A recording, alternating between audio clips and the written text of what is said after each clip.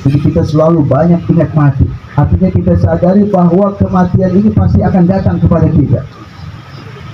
Kita lagi sehat, kita lagi sakit, kita lagi senang, kita lagi susah, kita lagi kaya, lagi miskin, tua, muda, ini kematian pasti akan datang kepada kita.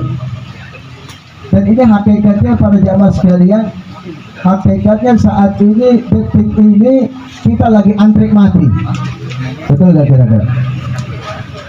Sadar gak kita kalau saat ini, detik ini kita lagi antri mati? Sadar gak? Mungkin ya sadar kali ini. Kalau antri mati ini Masya Allah, ini gak pakai tahunan. Ya orang kalau haji itu antrinya luar biasa, lama banget. Ya, bahkan sekarang ini bisa sampai 6 tahun. Kalau haji yang biasa itu sampai 20 tahun, ya sampai 30 tahun tergantung daerah. Tapi yang namanya antri kematian ini nggak pakai tahunan, nggak pakai bulanan juga, nggak pakai harian, nggak pakai jaman, nggak pakai menitan, tapi detik per detik. Jadi detik per detik ini kematian pasti akan datang kepada siapapun. Giliran kita itu pasti akan datang. Mudah-mudahan kita semua Allah wafatkan dalam bertorika ketiga, dalam keadaan husnul khatimah. Amin ya rabbal alamin. Nah ini Al-Imam Ad-Daqqaq beliau mengatakan siapa yang hari-harinya banyak mengingat kematian, selalu banyak ingat mati dalam hidupnya, akan dimuliakan oleh Allah Subhanahu wa Ta'ala dengan 3 perkara. Nah ini dicatat, diingat baik-baik. Kalau kita ingat kematian, kita akan dimuliakan oleh Allah Subhanahu wa Ta'ala dengan 3 perkara. Apa aja? Yang pertama, para jamaah sekalian, orang yang banyak mengingat kematian akan dimuliakan oleh Allah dengan nasyatul ibadah, dengan dia tekun rajin di dalam ibadah kepada Allah Subhanahu wa Ta'ala. Kenapa? Karena dia sadari bahwa untuk menghadap kepada Allah Subhanahu wa Ta'ala ini perlu bekal, perlu amal soleh. Jangan nekat kita mau ketemu Allah Subhanahu wa Ta'ala nggak ada ibadah yang kita bawa.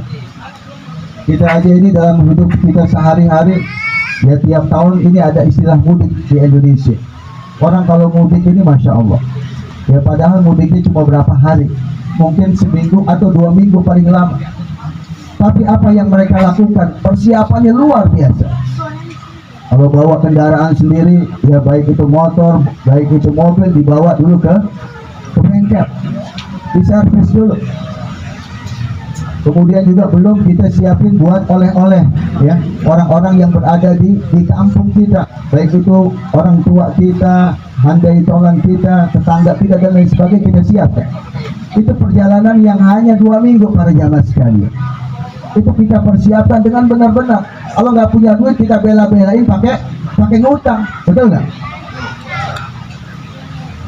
Nah, tapi bagaimana kita persiapkan perjalanan kita ke akhirat?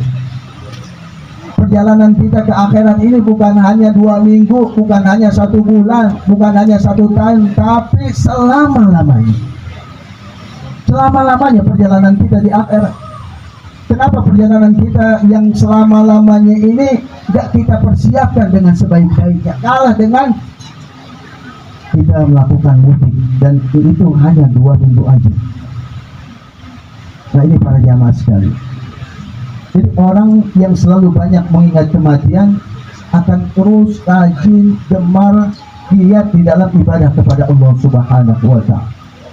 Karena dia sadari bahwa ketika dia hidup di muka bumi ini tujuannya untuk ibadah. Allah ciptakan kita ada di muka bumi ini, Allah keluarkan kita dari kandungan ibu kita tujuannya untuk ibadah. Allah tegaskan kepada kita di salah satu ayatnya, wa ma khalaqtul jinna wal insa illa liya'budun. Kata Allah Subhanahu wa Ta'ala, dan tidaklah aku ciptakan jin dan manusia, bukan hanya manusia tapi semuanya jin juga, kecuali dengan satu maksud, kecuali dengan satu tujuan, yaitu agar kita semuanya ini ibadah kepada Allah Subhanahu wa Ta'ala. Ini harus jadikan patokan buat kita. Kita ada di muka bumi ini untuk ibadah, untuk taat kepada Allah Subhanahu wa Ta'ala. Dan orang yang selalu banyak ingat mati, dia akan rajin tekun di dalam ibadah kepada Allah Subhanahu wa Ta'ala. Karena kita ini hidup di dunia ini, para jamaah sekalian, pilihannya cuma dua. Kita mau ibadah kepada Allah, kita mau taat kepada Allah, atau na'udzubillah kita mau maksiat kepada Allah. Pilihannya dua, nggak ada yang lain. Hayatul insan baina ithnataini. Kehidupan manusia siapapun dia ini nggak lepas dari dua keadaan, dari dua kondisi, siapapun dirinya. Yang pertama adalah bainat ta'ah, dan yang kedua adalah maksiat. Yang pertama dalam keadaan dia taat kepada Allah Subhanahu wa Ta'ala, atau na'udzubillah dalam keadaan maksiat kepada Allah Subhanahu wa Ta'ala. Dan kita diperintahkan untuk taat kepada Allah ini cuma sampai meninggal aja. Betul nggak? Cuma sampai meninggal. Kalau besok kita meninggal, udah selesai itu taat kepada Allah. Siap gak kira-kira kita meninggal besok? Gak ada yang jawab ya. Mau masuk surga padahal. Jadi kita diperintahkan oleh Allah untuk taat kepadanya cuma sampai kita meninggal dunia. Yang kalau 1 minggu lagi kita meninggal dunia, udah selesai. Udah selesai. Yang ada tanggung jawab, yang ada kalau misalnya memang kita taat kepada Allah Subhanahu wa Ta'ala, tidak akan menerima balasan dari apa yang Allah janjikan. Mudah-mudahan Allah berikan kita istiqomah di dalam taat kepada-Nya. Kemudian yang kedua, para jamaah sekalian, orang yang banyak mengingat kematian akan dimuliakan oleh Allah dengan ta'jilut taubah. Bersegera, cepat-cepat bertaubat kepada Allah Subhanahu wa Ta'ala. Karena orang yang selalu banyak ingat mati, dia selalu menyadari bahwa dosanya ini banyak. Maksiat-maksiat yang pernah dia lakukan dari mulai akil balik sampai detik ini begitu banyak. Dan itu memerlukan yang namanya taubat kepada Allah Subhanahu wa Ta'ala. Makanya guru kita Al-Qutbil Maktum Sayyiduna Ahmad bin Muhammad At-Tijani radhiyallahu anhu, beliau mengatakan inna dzunuba fi hadzal zaman la yaqdiru 'alal insani 'alal infisali anha. Bahwa dosa-dosa ini pada akhir zaman, sekarang ini kita masuk akhir zaman, ini sulit bagi kita, sulit bagi seseorang untuk menghindar darinya. Kita lihat mungkin zaman kakek kita, yang zaman guru-guru kita, masya Allah, itu mungkin maksiat, dosa-dosa itu nggak kelihatan. Sekarang ini masya Allah, ya ada handphone, ya medsos dan lain sebagainya. Kita buka ini handphone kita, ini tergantung kitanya, bisa menjadikan kita ini mendapatkan pahala, dan nauzubillah bisa juga ini mengundang murka maksiat kepada Allah Subhanahu wa Ta'ala. Tergantung kita. Kita jalan di jalan raya misalnya, masya Allah, kita lihat kanan kiri kita udah maksiat. Perempuan-perempuan yang tidak berhijab, bahkan auratnya benar-benar dipertontonkan, itu udah maksiat. Sulit bagi kita ini untuk menghindar. Beliau mengibaratkan seperti kalmatorul ghazir, ya, seperti hujan lebat, hujan deras, yang kita ini bisa aja kena cipratannya. Kita udah hati-hati menghindar dari dosa, dari maksiat, masya Allah, ya, ini bisa aja kita terkena cipratan. Dan yang namanya sebuah dosa, para jamaah sekalian, yang namanya sebuah maksiat, kecil ataupun besar, itu akan menjadi beban bagi pelakunya. Saya ulangi, para jamaah sekalian. Jadi sebuah dosa, sebuah maksiat sekecil apapun itu akan menjadi beban bagi pelakunya, kecuali dia bertobat kepada Allah Subhanahu wa Ta'ala. Kalau dia udah bertobat kepada Allah Subhanahu wa Ta'ala, insya Allah Allah akan ampuni dosa-dosa.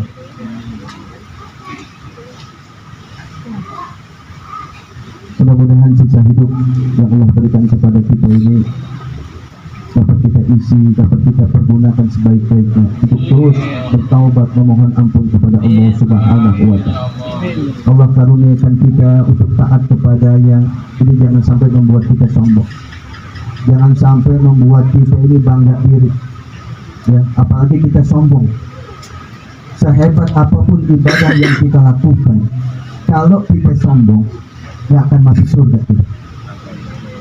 Sehebat apapun, sebanyak apapun ibadah yang kita lakukan, kalau di dalam diri kita ada sombong, mengecilkan orang lain dan lain sebagainya, juga sombong kepada Allah Subhanahu wa Ta'ala, nggak akan kita akan masuk dalam surga. Na'udzubillah.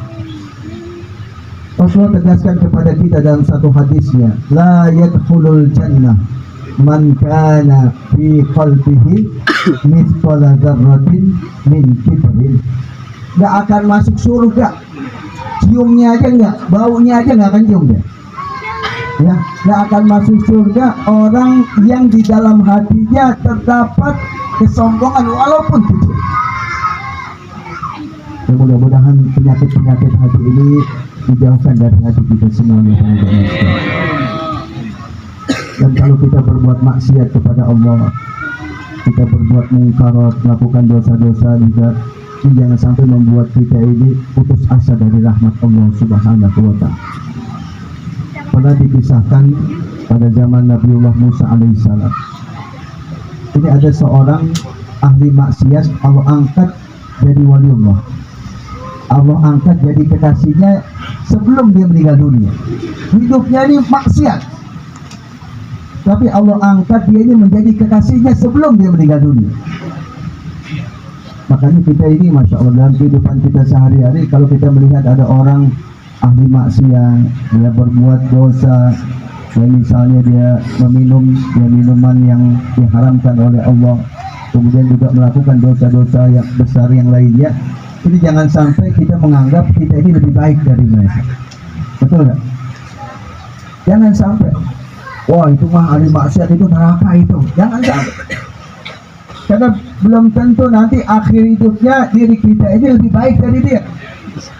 Bisa jadi orang yang kita katakan orang yang ahli maksiat, orang yang nggak benar ini, akhir hidupnya dia bertaubat kepada Allah, bahkan diangkat oleh Allah jadi kekasihnya. Nah kita yang sombong, yang bangga diri dengan ibadah-ibadah yang kita lakukan, na'udzubillah, bisa jadi akhir hidup kita ini su'ul khatimah. Jadi dikisahkan pada jamaah sekalian, suatu hari malaikat Jibril alaihissalam turun ke muka bumi. Turun ke muka bumi ini menjumpai Nabiullah Musa alaihissalam. Kata malaikat Jibril, wahai Musa, di satu tempat ini ada kekasih Allah sedang meninggal dunia. Jadi kekasih Allah, waliullah itu pada zaman Nabi Musa itu udah ada. Ya, kekasih Allah itu meninggal dunia. Tolong kamu pergi ke sana, kamu urus jenazahnya. Kemudian Nabiullah Musa alaihissalam pergi ke tempat yang dituju oleh malaikat Jibril alaihissalam. Beliau bertanya-tanya kepada orang di sekitar, apakah ada di sini kekasih Allah, waliullah meninggal dunia? Kemudian mereka jawab, nggak ada waliullah meninggal, nggak ada kekasih Allah meninggal. Yang ada satu orang meninggal dunia, tapi ini ahli maksiat, ini bajingan. Dalam hati Nabi Musa, oh berarti bukan ini. Dia mencari lagi, nggak ada. Sampai Nabiullah Musa alaihissalam, beliau bertanya langsung kepada Allah, karena beliau adalah kalimullah, ya, bisa berkata-kata langsung dengan Allah Subhanahu wa Ta'ala. Beliau bertanya kepada Allah, ya Allah, di mana kekasih engkau yang meninggal dunia? Nggak ada satu orang yang meninggal dunia ini ahli maksiat. Di mana kekasihmu yang meninggal ya Allah? Kata Allah apa? Itu dia, itu yang ahli maksiat, itu kekasihku. Itu yang ahli maksiat, itu kekasihku. Tolong kamu urus jenazahnya, kamu kafani, kamu mandikan, dan kamu kuburkan. Ini Masya Allah para jamaah sekalian, ini masyarakat di mana orang ahli maksiat ini, ya, Jadi dikatakan oleh mereka ini penduduknya bahwa ahli maksiat, ini saking maksiatnya orang ini dilempar jenazahnya ke satu lembah, tak dikuburkan, dilempar ke satu lembah karena bajingannya ini. Kemudian Nabiullah Musa alaihissalam bertanya, ya Allah kok bisa? Nah, ini para jamaah sekalian, ini luar biasa jawabannya. Nabi Musa alaihissalam bertanya kepada Allah, ya Allah kenapa bisa orang yang ahli maksiat, hidupnya bergelimang dalam dosa, dalam mungkarat, ini engkau angkat sebagai kekasihmu? Kemudian dijawab oleh Allah Subhanahu wa ta'ala, wahai Musa, memang ini dia adalah orang yang ahli maksiat, tapi sebelum dia meninggal dunia, sebelum ruh dan jasadnya berpisah, dia menyatakan 5 hal kepadaku. Nah ini para jamaah sekalian, dia menyatakan 5 hal ini kepadaku sebelum dia meninggal dunia. Dia nyatakan 5 hal ini dengan penuh keikhlasan, dengan penuh pengakuan berdosa kepada Allah, dan juga dengan penuh kecintaan kepada Allah Subhanahu wa ta'ala. Keikhlasan, kecintaan, dan pengakuan penuh dosa kepada Allah Subhanahu wa ta'ala. Makanya aku angkat dia sebagai kekasih. Yang pertama para jamaah sekalian, ini mudah-mudahan bisa kita amalkan sehingga benar-benar ya bisa merasuki dalam diri kita, sehingga kita tidak pernah beranggak apalagi sombong terhadap ibadah-ibadah yang kita lakukan. Yang pertama, orang yang ahli maksiat yang diangkat oleh Allah sebagai kekasihnya mengatakan, Allahumma innaka ta'lamu annani uhibbus sholihin wa lastu minhum. Ya Allah, engkau mengetahui kalau aku ini cinta kepada orang-orang yang soleh. Aku cinta kepada orang-orang yang berbuat taat, orang-orang yang ibadah kepadamu. Walastu minhum, dan aku ini bukan bagian dari mereka. Masya Allah. Dia menyadari, dia cinta kepada orang-orang yang taat, orang yang beribadah kepada Allah. Dia sadari saya ini bukan bagian dari mereka, saya ini kotor. Tidak seperti zaman kita, saya cinta kepada orang-orang soleh, saya cinta kepada ulama, saya cinta kepada para habaib, para kiai, dan saya yang lebih baik dari mereka. Nauzubillah. Ini pengakuan. Ya Allah, aku cinta kepada orang-orang soleh dan aku ini bukan bagian dari mereka, aku ini kotor ya Allah. Pengakuan dosa, dirinya penuh dengan kotoran. Ini yang pertama para jamaah sekalian. Kemudian yang kedua, yang dikatakan oleh kekasih Allah ini, Allahumma innaka ta'lam anni ubghidul fusaqa wal fujara wal usad wa inni minhum. Ya Allah, engkau mengetahui aku ini benci, aku ini nggak suka kepada orang-orang yang berbuat fasik, orang-orang yang berbuat maksiat. Wa inni minhum, dan aku ini ya Allah, aku kotor, aku bagian dari mereka. Masya Allah. Dan seperti kita, orang ahli maksiat aja nggak mau disebut maksiat, betul kan? Jadi dia sadari bahwa dirinya kotor, dia benci sama orang-orang yang berbuat maksiat, dan dia sadari saya ini bagian dari mereka. Kemudian yang ketiga para jamaah sekalian, Allahumma in kana dukhuli al-jannata yungkisu min azamatika syai' fala uriduha. Ya Allah, kalau seandainya masuknya aku ini ke dalam surga, engkau masukkan aku ke dalam surga ini mengurangi keagunganmu, keperkasaanmu, kekuasaanmu ya Allah, fala uriduha, aku nggak mau masuk dalam surga. Masya Allah, cinta kepada Allah. Jadi kalau seandainya dia dimasukkan oleh Allah ke dalam surga, ini mengurangi keagungan Allah, nggak mau masuk surga. Itu cinta kepada Allah. Padahal nggak pengaruh para jamaah sekalian. Dia mau taat, dia mau maksiat kepada Allah, ini nggak pengaruh buat Allah. Kita ini semuanya, semua manusia di muka bumi ini taat kepada Allah atau maksiat kepada Allah, semuanya ini nggak pengaruh buat Allah. Nggak ada. Orang taat kepada Allah menambah keagungan Allah, orang maksiat semuanya kepada Allah mengurangi kekuasaan Allah. Ketika kita beribadah kepada Allah, kita taat kepada Allah, ini hakikatnya buat diri kita sendiri. Dan na'udzubillah, kalau seandainya seseorang melakukan maksiat itu juga akan kembali kepadanya. Ya Allah, kalau seandainya masuknya aku ke dalam surga-Mu ini mengurangi keagungan-Mu, ya Allah, jangan masukin aku ke dalam surga. Luar biasa ini. Kemudian yang keempat, para jamaah sekalian, Allahumma in kana dukhuli an-nar yuzidu fi azamatika fa adkhilni fi. Ya Allah, kalau seandainya masuknya aku ke dalam neraka, Engkau masukkan aku ke dalam neraka, ya Allah, ini menambah keagungan-Mu, menambah keperkasaanmu, ya Allah, masukin aku ke dalam neraka. Allahu Akbar.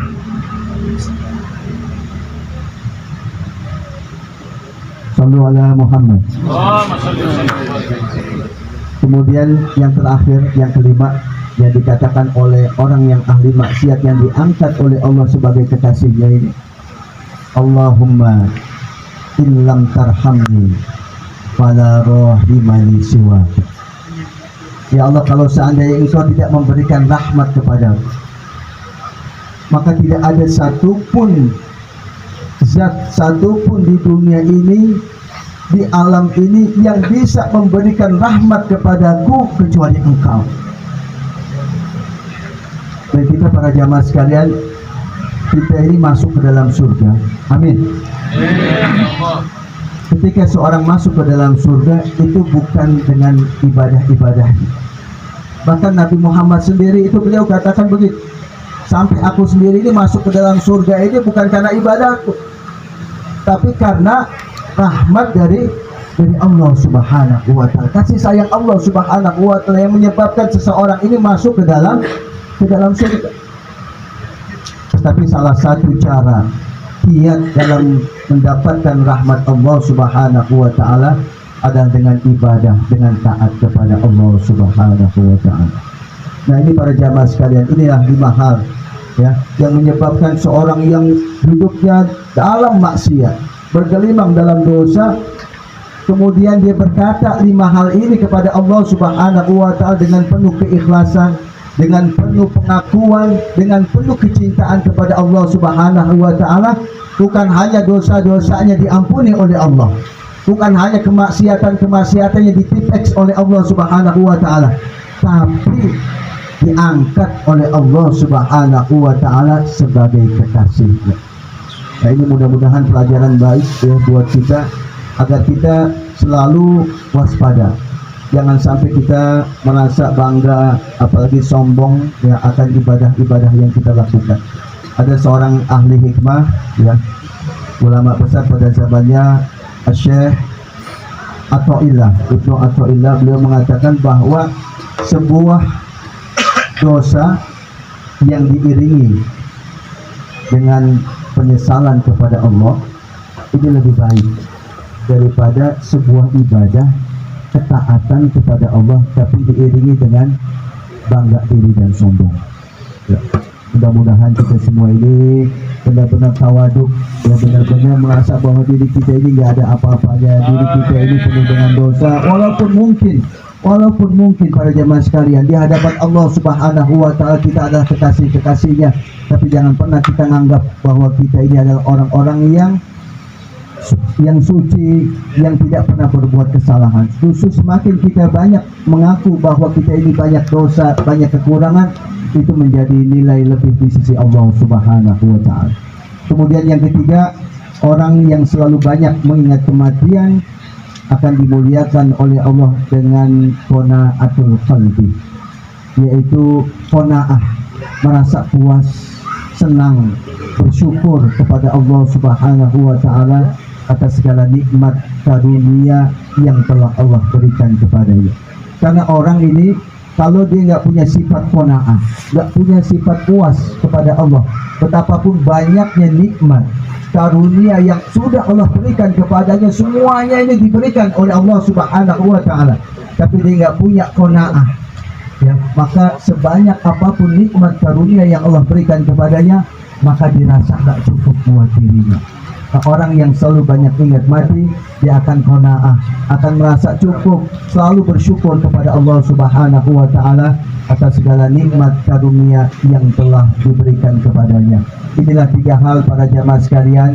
Mudah-mudahan setelah ini kita menjadi hamba-hamba Allah yang selalu banyak ingat mati, yang kita persiapkan kematian itu dengan sebaik-baiknya, sehingga Allah Subhanahu wa taala memberikan kepada kita kesempatan untuk bertaubat, dan kita gunakan sisa hidup kita ini untuk terus memohon ampun kepada Allah, bertaubat kepada Allah Subhanahu wa taala, dan juga kita semakin rajin, semakin tekun, semakin nasyad ya di dalam ibadah kepada Allah Subhanahu wa taala, dan juga mudah-mudahan kita semua selalu bersyukur menerima atas segala nikmat karunia yang telah Allah berikan kepada kita.